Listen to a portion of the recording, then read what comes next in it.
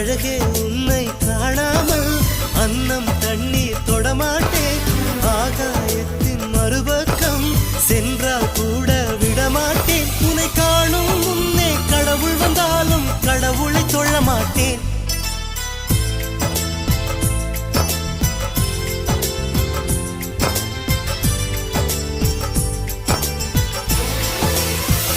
எங்கோ ஓர் சாலை வளைவில் உன் பிம்பம் தொலைந்ததடி.